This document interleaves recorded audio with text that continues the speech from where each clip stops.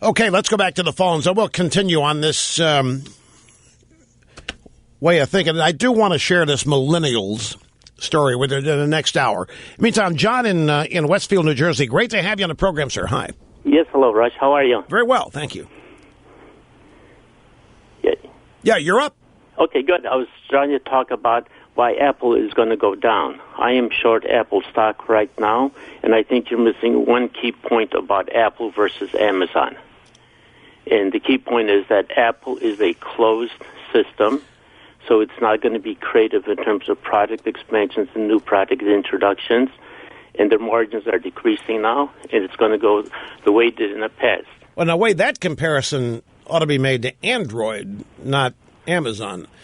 No. The fact that Amazon's not open or closed. I mean, Amazon's not the same business as Apple is. I was simply discussing the way Wall Street people look at the two businesses. But Apple being a closed business model as opposed to open like Android, is that what you mean? Android's open, you customize, do a number? Well, Android is an open system, but so is Amazon. Amazon is selling stuff. It also sells other people's stuff. It's a fairly open system. And but the key isn't that Amazon is an open system. The key is that Apple is a closed system. So it's competing with the Androids, the Samsungs, the HTCs, and all the other products. Well, who's Amazon competing with? Well, they're competing with all the other sellers. Walmart, which is open. Right, but they're getting Target, which is open. I know what you mean by closed system with, but I think, and I can understand why you're going short Apple, but I think if you're going to talk closed versus open, that's a comparison of the Apple operating system for its computers and smartphones and iPads versus Android's operating system, which is open. Users can customize it all they want, and Apple, you can't. You've got to do what they give you, use what they give you, and that's it. And there are arguments for both, but I don't see Amazon in that. Now, I know what you mean about why Amazon's looked at profitably when it isn't and so forth. It's open for growth, but Apple, I'm out of time, damn it. Now, the precise reason why I am a devout Apple, Mac, iPhone user is because it's closed and not wide open and can't be screwed up by a bunch of doofus hackers. Anyway, we'll be back. Welcome back, ladies and gentlemen. Happy to have you here. This, the most listened to radio talk show in America. Meeting and surpassing all audience expectations every day. It's great to have you here. A telephone number is 800-282-2882. And the email address, lrushbo@eibnet.com. That last caller, I really do believe, was confused, and I want to try to. He may have meant what he said about why he was choosing Amazon for growth over Apple, but I think he's confused in comparing Apple as a closed system to Amazon as an open system. What he meant, well, maybe he meant what he said, and he just meant to say that, but. In the open versus closed argument,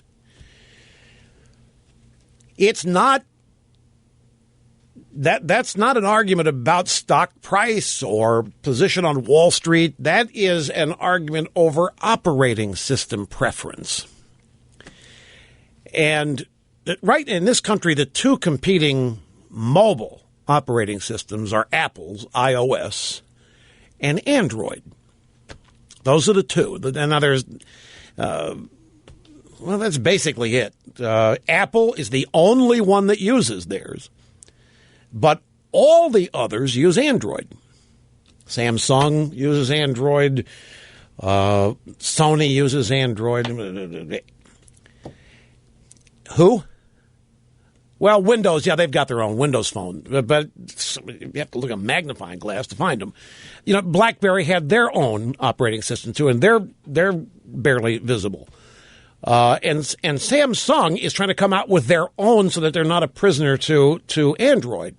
Theirs is called Tirzan or Tuzan or something, I believe, but they're not ready for it yet. Now, anyway, again, this is really esoteric. Some of you are going to already know this.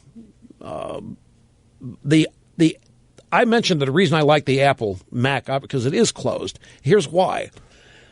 When I had a BlackBerry, when I had my Macs and all that, I had a BlackBerry, and it was the most difficult thing in the world to sync up the address book and the calendar on my computer with the BlackBerry. There was a program that did it, but it never worked.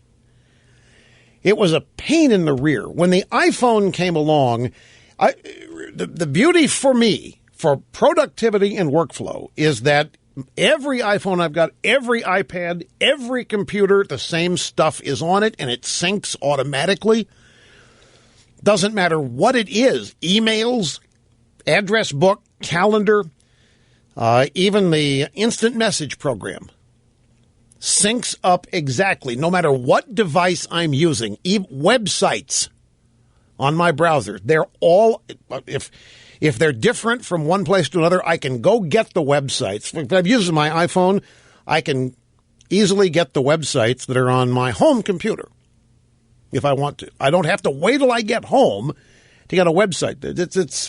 It's just, for me, it is nirvana. Now, the Android people are different. Android is open, meaning that anybody can customize it however they want, which means that hackers can get in and make messes and all kinds of things. But the way it manifests itself, this gets really esoteric.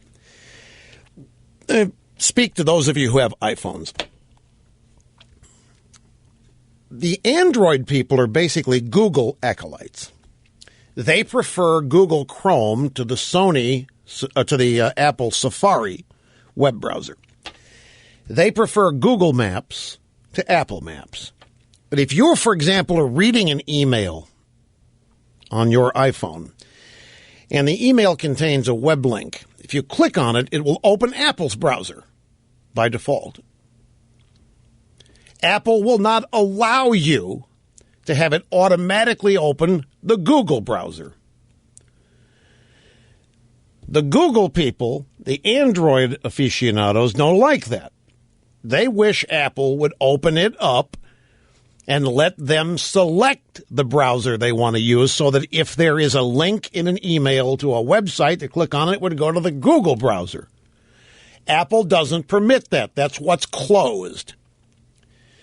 It's the same with Maps. If there is an address in an email on your iPhone and you click on it, it's going to open Apple Maps. The Google people think that Google Maps is better, and they don't want to go to the trouble of copying and cutting and pasting that address and then opening the Google Maps and pasting it in. They wish clicking on the link would open the Google Maps app. But Apple doesn't permit that because Apple,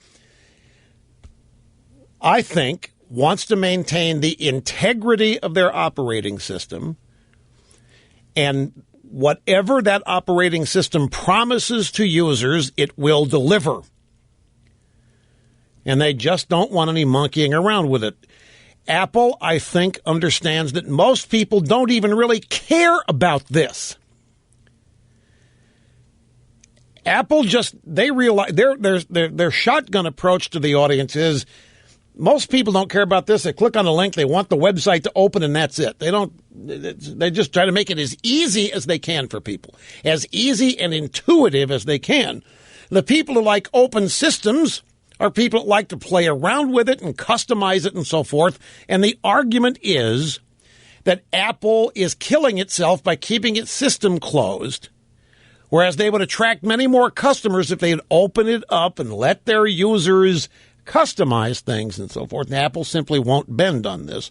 So the anti-Apple crowd is out, essentially saying, well, they're a closed system. That's what this guy was talking. He's shorting Apple because they're closed, meaning restricted. If you're using Apple, that's what you're going to use. Now, you can get the Google apps. You can open Google Maps on your iPhone, and you can open the Google browser on your iPhone, but it won't automatically do it. You have to actively choose it. So it's not all that closed when you get right down to it. There's a lot of Google stuff that's now available on the iPhone. So I think it's in many ways, it's a really esoteric nerd argument. Open versus closed. And there's no answer to who's right and wrong on it because it's all personal preference. It's what you like. In my case, I like the closed system because I know what I'm going to get. I just do. But I have all that Google stuff, and if I feel like using it, I do. But anyway, I want to get back to this millennials story on, and this open-close thing doesn't apply to Amazon. Amazon, there is no Amazon competitor that's closed. Walmart's open to everything. Target's open to everything. What would be closed about Amazon in the sense that Apple's closed versus Android? And the caller was saying that he's shorting Apple because in my comparison, Apple is a closed system and Amazon's a website selling stuff to you. Well, Apple is too, but Amazon, aside from the Kindle, you don't use anything of theirs. The third-party seller.